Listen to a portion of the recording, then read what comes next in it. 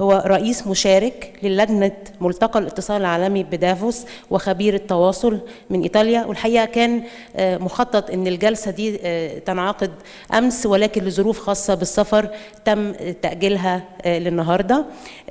عنوان الجلسة بيدور عن نموذج الدعاية التقليدية مقابل المشاركة التفاعلية للجمهور. الحقيقة مستر جياني هو من يعني أحد خبراء التواصل المعروفين على مستوى العالم. تخرج في مجال الهندسة النووية عام 81، وهو أحد أشهر مدوني إيطاليا المعروفين على المستوى العالمي. وتم اختيار بعض أعماله المكتوبة ضمن القراءات الإجبارية في مادة منهج الإنترنت من أجل الاتصال في مجال الأعمال في إيطاليا. كما يلقى محاضراته هناك من وقت طويل حول أثر التكنولوجيا والموضوعات الرقمية. يعمل حاليا كمدير للحساب الأوروبي لشركة لينوفو، حيث يفيد عملائه كمدرب تنفيذي واستشاري في مجال استراتيجيات الاتصال. دكتور جياني أيضا عمل قبل ذلك مديرا لحساب IBM في أوروبا، وأسس عام 86 مكتب مؤسس للتنمية والتطوير في ميلانو. أشكره على تواجده معنا، وأترك له الآن الستيج للمحاضرة، وتتوقع أن هي تأخذ حوالي 30 دقيقة، وبيعقبها كوفي بريك لمدة نص ساعة. شكرا.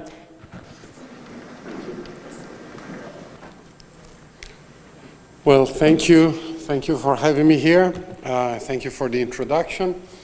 And thank you for the patience. We had some challenges with transportation yesterday, so apologies for having rearranged the agenda for me. Thank you very much. The topic that I was given is to discuss with you the difference between propaganda and public engagement. And this is a very, very difficult topic, if you want.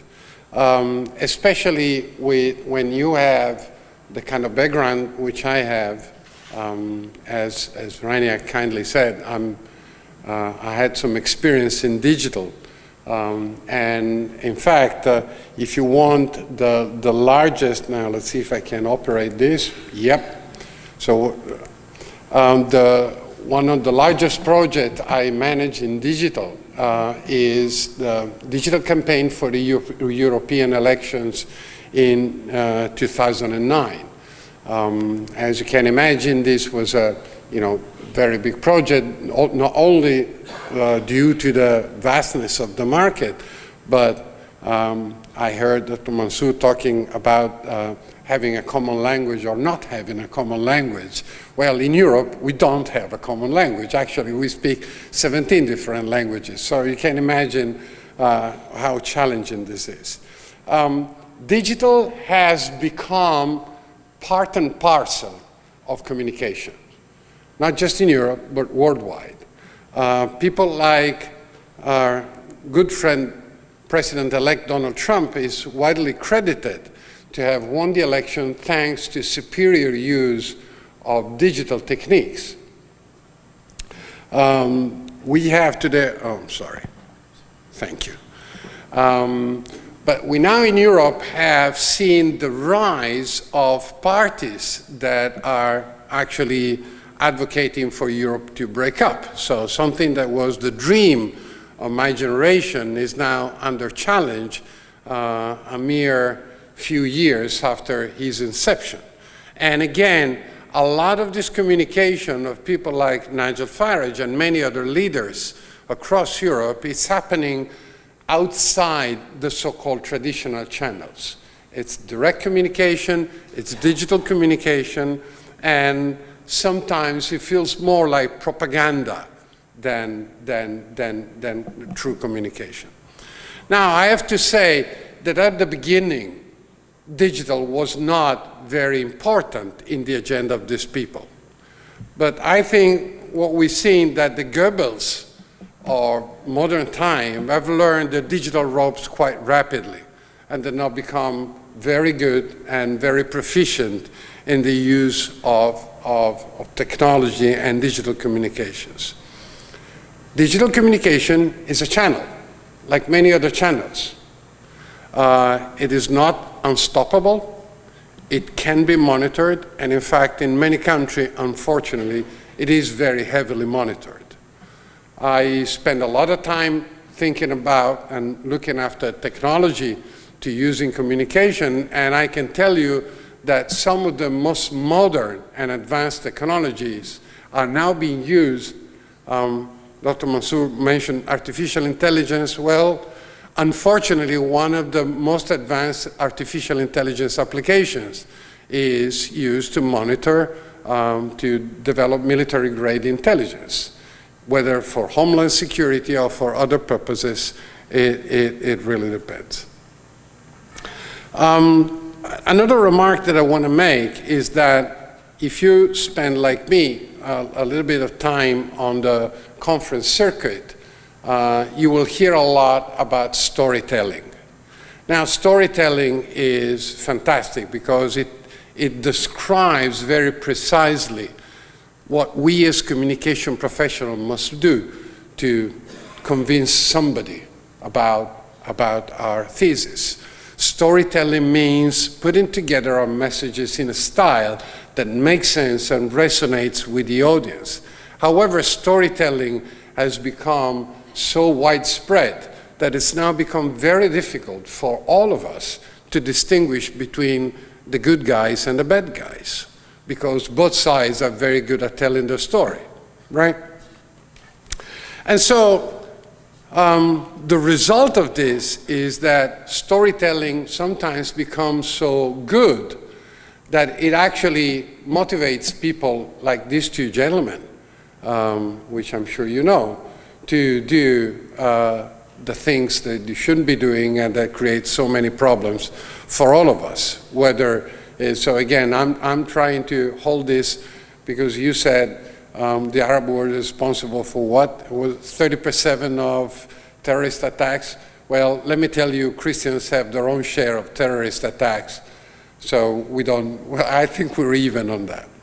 So how can I contribute to this? Because I'm not a politician, I'm a communications professional. So what can I bring to the table? And I look back, and I'm here in the land of history. So I felt compelled to look back a little bit of the history of Europe, and especially my country.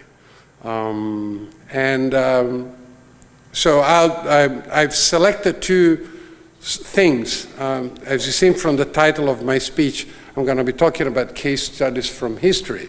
So let me see if I can use those two examples from the past, one not so far, but the other very far, to draw some conclusion that's useful for us in the present time. My first case has to do with the 1970s. In Italy, in the 1970s, situation was very bad. There was a lot of corruption, a lot of slow growth. I've heard some of that being commented by the two colleagues that preceded me. But in fact, Marcus Cato was complaining about the same things in ancient Rome in 200 BC. So you can see that, 2,000 years have passed and nothing has really changed, which is some people say that this is the problem in my country. We don't change that much, right? But in the 70s, as I said, the economy was not doing very well. Hardly every day there were protest march in the streets. People were complaining about bad economies, low growth, low wages, all the things that we're very familiar with. And as usual, what starts as a peaceful protest in some case becomes something else. And in fact, in 1969, a bomb exploded in one of Milan's largest banks in central Milano, killing 13 people and wounding 90 more. It was a beginning of an escalation of violence that took the country by storm for over 10 years and sprouted terrorist groups. Were not religious groups at the time, they were political groups, but the spread on both sides. So you see the symbols of the fascist group and the communist group here, and they were doing all kinds of things. Now, I want to focus on the communist group because, in fact, in Italy, in 1970, we had the largest communist party outside of Soviet Union in the world. And the people, the Red Brigades, which were terrorists, were feeding on the feeling that this communist party was not looking after the needs and the gripes of the working class. And so they were a little bit like piranhas. You know, piranhas are the little fishes that once they taste blood, they become crazy and they end up killing each other, right? So it was a similar situation because this group escalated their terrorist acts from, at the beginning, there were non-lethal woundings, became killings, and culminated, if you want, in the assassination of a very well-known politician, Aldo Moro, and the 5 men of his security detail. That, if you want, marked a difference because, as I said, the Communist Party and, if you want, the union, the hardline union of metal workers, had been referring to these terrorists as comrades who went too far. So they said, these people are our brothers, but they have taken this to the extreme. Their mistake is going a little too far. However, what happened was that a union member at one point reported activists from the Red Brigades as doing propaganda in his workplace and got people apprehended. As a result, this man by the name of Guido Rossa, 6 months later, was assassinated by the Red Brigades. It was the first killing that the Red Brigades did against a member of the working class. And it was at that time that the Communist Party stopped calling the Red Brigades comrades who went too far, but they started calling them enemies of the people. It was this small semantic change that turned around, as my colleagues have explained before me. This small semantic change turned around the perception of the working class. These were not our brothers, these were enemies of our people. And in fact, what happened after the killing of Guido Rossa was that the terrorist group frayed, started defecting, and later they were apprehended and sentenced long prison terms. Some of them are coming out of prison only now after 30 years. So you can say that the deadly piranha is now dead, not because I killed the piranha, but because I emptied the fish tank in which the piranha was prospering, right? So is this a lesson for us? I don't know. It's very hard for me to say.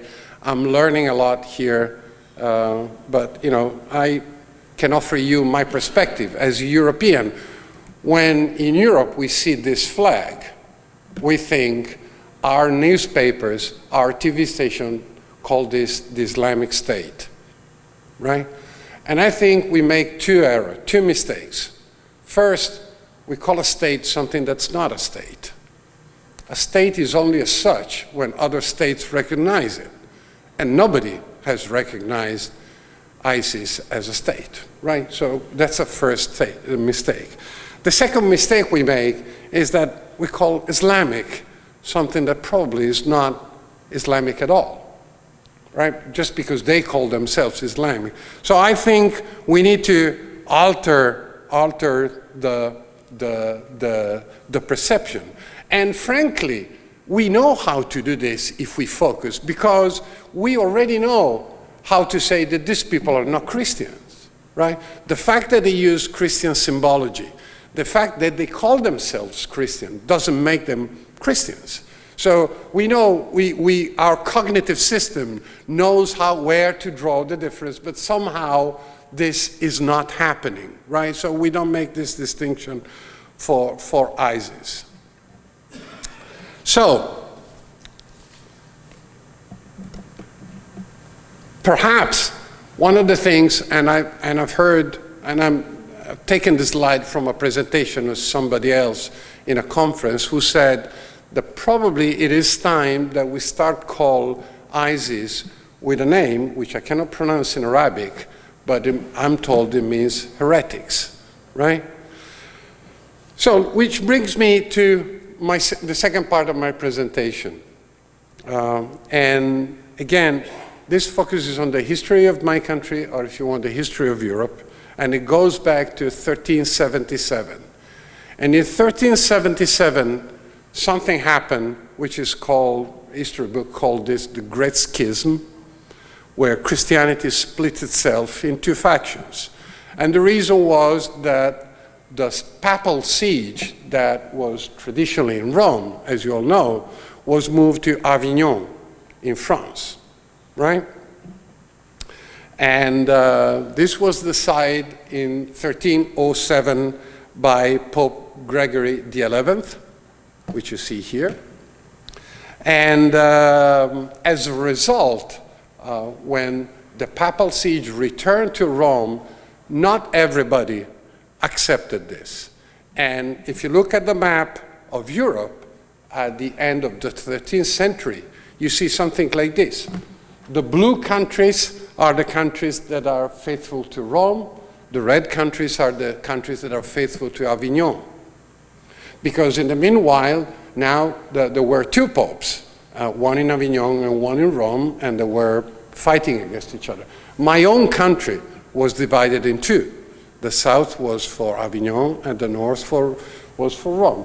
As you can imagine, this was dressed as a religious dispute, and it has had a religious foundation, but in reality, it was a political dispute that settled some of the score between the various empires and kingdoms. As always in this case, the political reasons were the ones that motivated bloodshed and wars, even though the justification was allegedly a religious one.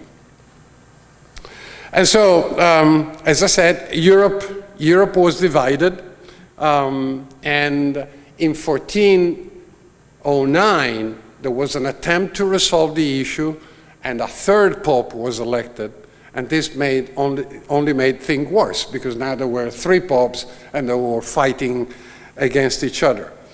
So this all started in 1307, and it took until 1417, 110 years later, something was called the Council of Constance, which decided to do away with all three popes and elect a fourth one, unique one, Martin V. Now, the ecumenical, for those of you who may be interested in history of the church, the Ecumenical Council was not a new instrument.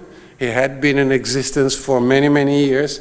It had been called many times to resolve disputes of a religious nature, but the Council of Constance was the first time it was used to resolve a political dispute. It was an extraordinary measure to face an extraordinary situation. So, my conclusions for you. Well, as I said, it is a matter of messages. And we communication professionals know what messages are like. Finding the right words and using the right terms and focusing, staying on message. What do we say to our clients all the time? Stay on message, stay on message, stay on message. Stopping call these comrades who went too far, start calling them enemies of the people, and people will realize that these are indeed enemies of the people, right? And the second point is reputation. You cannot solve disputes as profound as the Great Schism if you don't find a body that's above parts, like, as I said, using the Ecumenical Council that represented the whole of Christian faith to issue a political decision. So if you want, I think that's a little bit of the problem that we have to face now, finding somebody whose reputation, a body or an entity whose reputation is accepted by everybody, who can issue a final word on this. And this is probably what we need today to avoid that the situation, and I'm sure you all know what happened in Berlin and Ankara yesterday, which is a cause for more pain and tears, if you want. But you know, we need to find a way to avoid that these people, you know, hide behind this symbol for their own political designs that have nothing to do. We need to throw these people out of the symbol and, to quote my own faith, be thrown into a furnace of fire. There shall be wailing and gnashing of teeth. Thank you very much.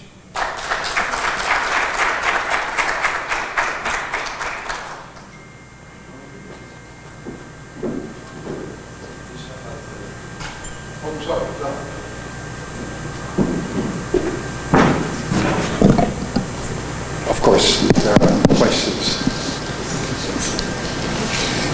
You have a question? Sure. Yes. شكرا على هذه المحاضرة القيمة والهامة حقيقة، والتي حركت فينا شجون عميقة جدا، وذكرتنا كذلك بالنهضة الأوروبية خصوصا في تجلياتها الإيطالية على شكل فنون جميلة. لكن بالمقابل كانت هناك في إيطاليا صراعات بين تلك الأسر، خصوصا ميديتشي وغيرها، وتأثيرات الهابسبورغ إلى آخره. ونعرف كذلك بأن أوروبا مرت بحروب دينية طاحنة على رأسها حرب 100 عام، والتي انتهت بمعاهدة وستفاليا على ما أعتقد موجودة وستفاليا في بلدكم إن لم تخني الذاكرة.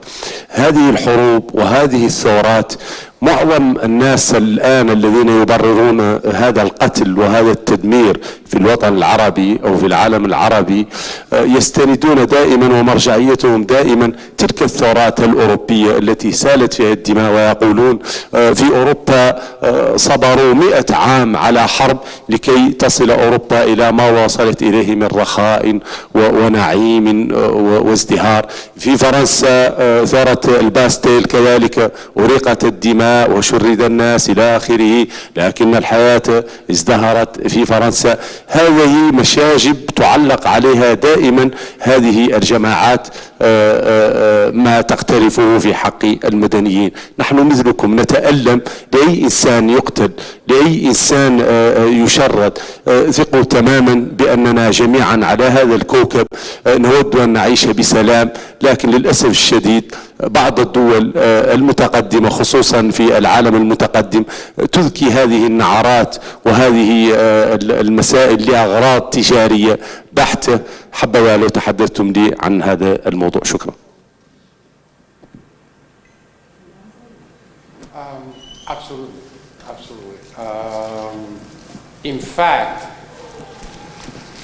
whenever there is strife, microphone, sorry, of course.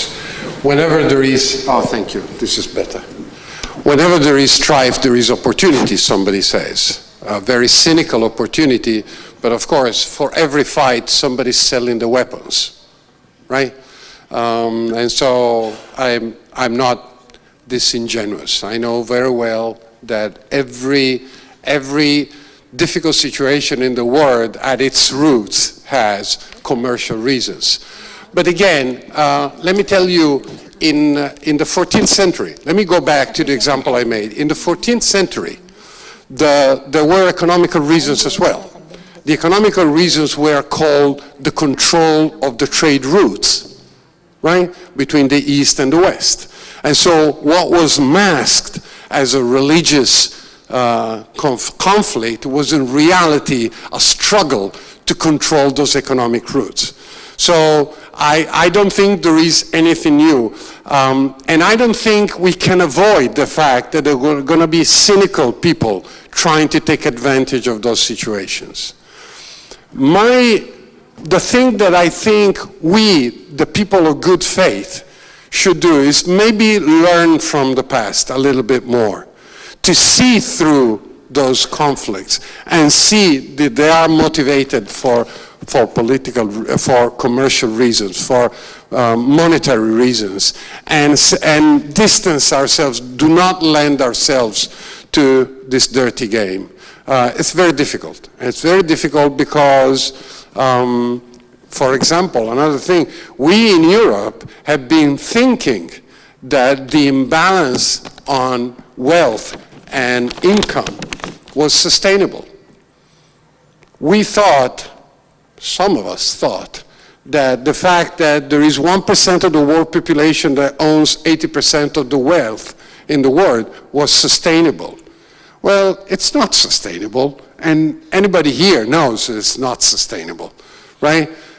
This sort of imbalance will create problems. And there is a movement, an economic movement, an academic movement that says until we solve the wealth imbalance problem, there's no chance that we can solve, for example, the immigration problem. There's no chance that we can solve those other problems. Now, the political ability to bring through those reforms is incredible. It's very, very difficult. I was telling somebody before that I am from the generation that really believed in the European dream. We thought we had built something where our children could travel all across Europe. I was telling my friends here that I have a 17-year-old daughter, and for the first 6 years of her life, she never saw a border. She physically did not know what a border was. We have a house in France, and we would go there every summer, and she had never seen a border because she was born after the border went down. And now the thought that we are casting doubts over this dream is deeply painful to me. So you have to distinguish between the understanding and the awareness of the deep reasons that are behind the strife and the political ability to bring this change. Now, I think people like us can really understand the reasons, and we can sort of, distance ourselves. That's relatively easy, and dialogue, as always, is the best cure. So the fact that we are here talking is a step in the right direction. Now, whether we can bring this into a political force that's strong enough to bring causes, that's a little bit more difficult, and that's a different part of the equation. But I think that every time we meet like here, we're sending a message to our politicians. You're sending a message to your politicians, some of which were here yesterday, and I'm sending a little message to my politicians. And I'm saying, I'd rather talk to these people. Because, we Italians have probably the worst politicians in history. I mean, you remember Bunga Bunga and Berlusconi and all these things, right? So I don't have to tell you. And yet I have never found a single person, I travel a lot, and I've never found a single person who thought that I was represented by my politicians, however bad they were. And why is that? Because you come to our country, you meet our people, you eat our food, you visit our cities, and you know that most Italians are not like that. They're good people, right? And whenever I go to countries where there's maybe a dictatorship or a terrible political situation, and I meet people, guess what? They're always nice people. And I can eat their food and enjoy their hospitality. And so we need to, in a way, we need to show that we don't need our politicians to represent us because we can do our own representation. You can be my friend, I can be your friend. It doesn't matter if our governments fight all the time. We're always going to be friends, right? And so I think in waiting for big political change to happen, that's the little thing that we all can do.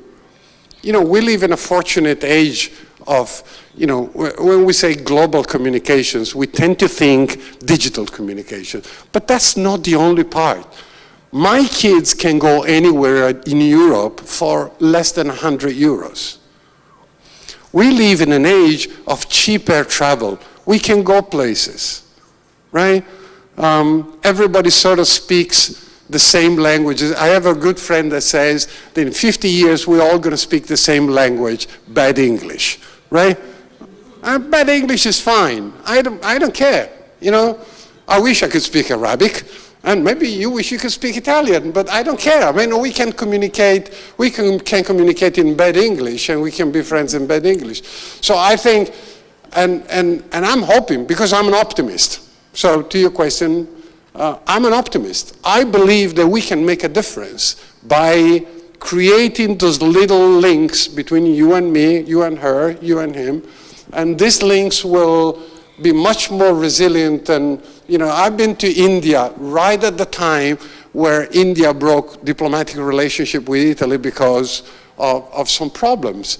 And so did I feel bad? Did I feel threatened? No, I didn't. I was with friends, right? And so I think that's what we have to do. That's what we have to do. We need to fight this by becoming more open, more. Are we going to solve all the world political problems? I don't think so, but we can certainly have a contribution. We can certainly, I mean, I'm happy that when I read news about Egypt here, I can pick up the phone and call a couple of friends and say, hey, tell me what the situation is like.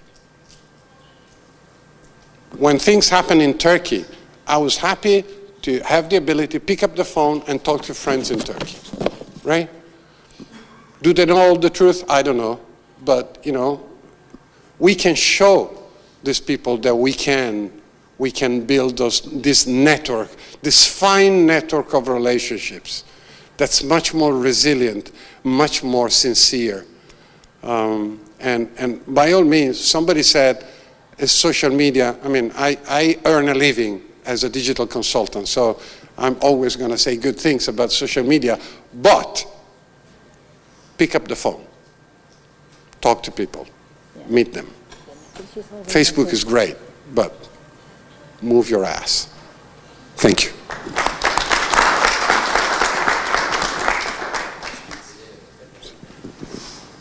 So. Is it okay? Yeah. I think I'll leave the politics and come back to the communication. Right. Thank you, Doctor, for the interesting, valuable paper. It's really interesting. First of all, you came from a very nice country, which I love. Friendly people, nice food, nice atmosphere, good shopping, everything is that we like. My question, Doctor, is how can we measure the effectiveness to our communication? Is it through the followers, the count of followers, or the feedback from the followers themselves? This is an excellent question. It's a bit technical, right? But it's a very good question, because in digital communication, we always strive with the issue of measuring. How do we measure? How do we measure? I would say, of course, the counting. I mean, I don't like counting. Counting doesn't mean anything. And counting can be gamed so easily. I'm sure you all have had experiences of people who buy followers. Now, that defies the very concept of followers. I think engagement is a much more reliable measure, but the question is, how do you measure engagement if you want? I have, over time, I have developed my own technique for measuring engagement, which basically means measuring the impact. And I'm not going to lecture for 2 hours on this, but I wrote a very nice book, which you're welcome to buy if you want. But the issue of measuring means, what is the change that we are trying to achieve? You have to be honest with yourself. You're doing a campaign for a purpose. This purpose may be selling more widgets, maybe getting them to vote for somebody, maybe, I don't know. You have to be clear about the effect that you're trying to bring. And you have to break this down into the phases. So it all starts with a model, a good model of the decision process you're trying to influence. And once you have identified the right model, you will see that the model is made up of phases. And so what you are trying to change is the conversion rate from one phase to another. Let me give you an easy example, a selling process, right? As everybody knows, selling something means that I need to get my product. Let's say I want to sell this product, right? This product here has many competitors. There are many products who do the same as here. And it's made up of its technology, it's made up of its brand, and all the price, the distribution, and everything. So the process I need, if I want to do a campaign to sell more of these items, I need to model the decision process. Who's going to buy these products? What is the process whereby they're going to consider buying this product? What is the process whereby they're going to draft a short list of products? So among the 100 different products that exist, they'll come down maybe to 3. And finally, how they're going to make the decision among those 3. As you can see, those are very distinct phases. And what I'm trying to do is I'm trying to influence the number of people who will consider this product, the number of people that will include my brand in the short list, and the number of people that are going to decide to buy my brand as opposed to everybody else. And I can measure. The good thing about digital is that you can measure everything. So once I model this process, I can design my campaign to mirror this process. My campaign will have awareness components, which says, are you aware of this category of products? It will have branding components that says, include my brand into your short list, and we'll have closing components that says, pick my brands over the competition. And these are things you can measure. And by doing this, by measuring this way, as opposed to measuring all kinds of other things, measuring very few things, but very relevant, you can make sure that your campaign is in sync with the business objective. Because sometimes we communication professionals get carried away with the concept of success per se. And then we go to our bosses, and our bosses say, your campaign was very successful, but I didn't sell more. So I'm not giving you more budget, right? Has this happened to you, right? We run a fantastic campaign, but the boss didn't sell more, so they cut the budget. So we need to learn to model our communication campaign in a way that's closer to the actual business process we're trying to help. Because remember, we exist to help the business process, not the other way around, right? So the reason they hire us, whether we are consultant or in-house experts, the reason they need our help is to get communication help achieving their business objectives. Okay? And so we need to show, it all starts with the model. If you can draft, if you can define a precise enough model, you're going to be in fantastic shape. And you're not going to have to worry about hundreds of, because, you set up a web page or a website, and the web agency sends you, tons of data. Because they measure everything. But you don't know what you're measuring. You don't know what impact it has. Right? So you need to, instead of measuring more, you need to measure less, but more relevant. And you can only do that if the relevance is built into the model, because you know what you're measuring. Right? This was the 2 minutes short version of the book. So.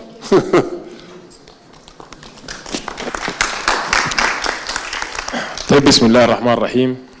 طبتم وطاب صباحكم. دكتور جياني، حمد لله على سلامة الوصول. حقيقة أنا استمتعت جدا بهذه المحاضرة الطيبة الشيقة، وهي عن حالة عملية في التاريخ، ولكن هناك نموذج يمكن أود الحديث عنه، هو في جمهورية السودان.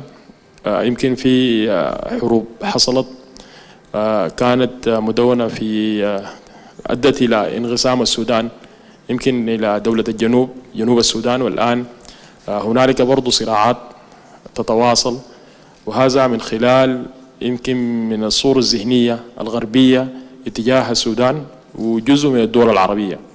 ويمكن الصراع اللي تم في أدى إلى انفصال الجنوب يمكن هو صراع كان صراع ديني، والآن يتم صراع في منطقة غرب السودان هي دارفور، وكانت بدأت بصراعات قبلية وليس دينية. والسؤال اللي يمكن أود أطرحه يمكن الصورة الذهنية الوضع الغرب اتجاه منطقة دارفور في السودان، والكيفية بطريقة التواصل نحن نقدر نغير المفهوم أو نغير الصورة الذهنية دي عبر التواصل، وانت زول خبير في التواصل. شكرا. Well, first of all, you give me an objective that's too high. Of course, we heard about Darfur. Even we Europeans know that something is seriously wrong there. How can I answer this? Okay, let me give a suggestion, because it's always difficult for somebody like me who is not a political expert of your situation to come and say you should do this, you should do that. So I don't want to do that, because I think that would be wrong. It would be too arrogant even for me, But I can offer you a suggestion that I've used for a question that was very similar to yours, even though the situation was completely different, which is the conflict between Russia and Ukraine. I visited Ukraine and Russia many times. I actually do business there quite a bit. And I have very good friends on both sides. And at one point I was in a stage like this in Kiev, and somebody from the audience asked me, okay, who do you think is right between the Russian occupation of eastern Ukraine and Ukraine? And I said, look, it's very difficult for me to decide who's right or wrong. I can offer you my perceptions, but they are not very good. What I can tell you, however, is that a lot of the communication that Ukraine does is done in Russian towards Russia, as if they were trying to convince Russia of the reasons. And I told them, I think that's a waste of money. If you want to convince Europe of your case, you should talk to Europe. Forget Russia. Right? And I think my suggestion to you in Sudan would be the same. If you want to have an effort, if you want to build an effort to make us educated, believe you me, Europeans are as superficial, as shallow as any other people. We're not more intelligent, we're not more clever, we're not more educated. Okay? So we are just as stupid as everybody else. If you want to get us to focus on what's happening in Sudan and the story of that and what are the reasons, then, as I said before, you need to build a campaign whose focus is educate Europe on the situation in Sudan. Right now, I am not aware of this effort. I do get news from the newspapers. I don't know if they're reliable. Maybe they are, maybe they're not. Maybe they've been influenced by somebody else. But I have no, and unfortunately I have no friends. Maybe now I have a friend, but I have no friends in Sudan. So there's nobody can call to say, okay, tell me in 5 minutes what's going on. Maybe 10 minutes, maybe 15 minutes, maybe an evening, right? Tell me the story about that conflict. We know that there are people. How did Europe react to the conflicts in Africa. Well, Europe reacts to the conflicts in Africa when there are millions of deaths. When there are millions of bodies. Millions of bodies, and somebody goes, oh my God, millions of people are dying. Why is that? But if it's 100,000, that's not big enough. Okay? So that's you cannot rely, I don't think you can only rely on media. Media's fine, of course, and I'm sure you're doing some work there, but media's not enough. If you want to make Europeans aware, then you have to focus on this. You have, I don't know, build a campaign, tell us, educate us, because frankly, I don't think we know. Do we understand the US? And frankly, culturally speaking, Europe is much closer to the US than it is to Africa, for all the wrong reasons, but that's the way it is. Do we understand the US? No, we don't. I mean, sometimes I think not even Americans understand the US, but that's a separate problem, perhaps. Do you understand the US? I lived in the US, so I'm fortunate enough that I spent a couple of years there, and maybe I understand a little bit better. I have friends who can explain all of these things to us. But do we understand each other in Europe?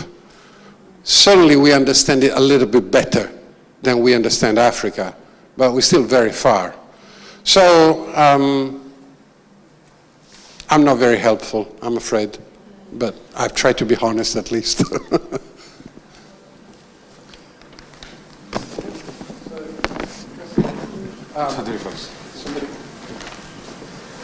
I think we have 2 more minutes, not more. Yeah? Thank you indeed for such a very interesting presentation.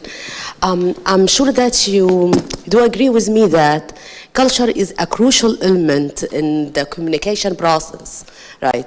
As a communication consultant, how can you use, or let me say it in different words, what communication process would you suggest in order to convince people in Italy,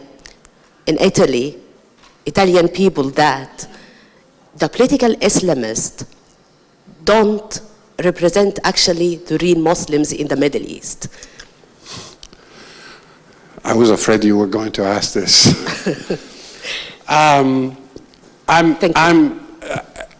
You touch a subject that I'm very passionate about. I actually do some pro bono work exactly with this objective. And I wish I had the answer, right? So, but I think, as I said, every time I come in the Islamic part of in the Arab world, every single time, there's not one time that I don't find exactly what I'm expecting to find. Friendly people, warmth, hospitality. Not once, right? So the issue for me that you are not represented by those criminals is not even here. I don't even have it, right? But of course I understand that if somebody has never come to your country, so somebody has never had the opportunity to enjoy the warmth of your society and all these things, they may fall for the trap that these people do indeed represent you, right? So this is not a very efficient shortcut, because it means then, okay, let's get 500 million Europeans to meet 1 billion Muslims and see that they're actually good people, right? That's not very efficient, doesn't scale very much. But again, I'm using something that I've used for my Russian friends. They have a reputation problem, okay? Most of the world tends to think that Russia is the bad guy. Don't you sort of, okay, we're not going to tell anybody, but yeah, we think a little bit like this. And that is because Russian politicians, like Italian politicians, or maybe your politicians, I don't know, they tend to represent us in a way that's not very friendly, that is a bit aggressive, a bit muscular, you know. They have tanks, they have bombs, they have missiles, and no, we want to talk about food, we want to talk about, that's, they talk missiles and tanks, and we talk food and holidays, right? How different can they be from us? And so, there are, and I'm sure you do this all the time, but I'm saying to the Russians, I said, why don't you get more tourists? Why don't you get more people to actually come and see the country? Why did I take, 5 years ago, I took my family to Alaska. We went for a fantastic road trip, 3 weeks in Alaska. We rented a motorhome. We drove through the forests and everything. And it was a beautiful time. My kids, even though they're adults and grown-ups, they still talk about this holiday as one of the best holidays in their lives. How comes I never thought of doing the same in Siberia? It's the same scenery, same lakes, same trees, same rivers. I went all the way to Alaska, and I had Siberia much closer. I never thought about this, right? If you had more people coming back and telling stories, because you cannot meet 1 billion people, okay? And you cannot have 500 million tourists. But you can have a few. You can have a lot of them. And of course, I'm preaching to the converted because Egypt is a big tourist country, and I'm sure you know. But these are the ambassadors. These are the people that will go back and say, oh, this Egyptian people, they're fine. I mean, I had the food, they're fantastic, the hospitality. The people in all your countrymen are your ambassadors, not officials. I'm sorry, not academics. Academics do their bit, because academics were talking to each other even where countries were at war. You remember that. You never stopped talking to your colleagues from countries that were maybe enemies of your country, right? You never stopped doing that. You never think of stopping doing that, because your discussion was around your research and the thing that's important to you. So, okay, academics are, but every single countryman, every single person in the street is an ambassador for this country, right? And I don't have a solution for the world geopolitical problems, because that's way too big for me. But I know that every time a person talks to another person, 99.9% of the time, nothing happens. They don't fight. How comes? How comes? How comes Jews and Arabs get married? And it happens all the time. How comes? And I'm asking this to my Jewish friends, my Israeli friends. When I read the rhetoric, when I read what's going on in the news, you would think that this could never happen. And yet, if you look at the statistics, it happens all the time. How comes Christians, and Protestants and Catholics get married? That happened 300 years ago. It happened all the time. How comes Muslim and Christians get married? How comes Italy was formed in 1948 after the war as a republic, but as a country is born in 1861, okay? 1861, the countries, there were like 15 different countries in Italy that got reunited in one country, right? That was the first time after the Roman Empire that Italy was one country. These people did not speak the same language.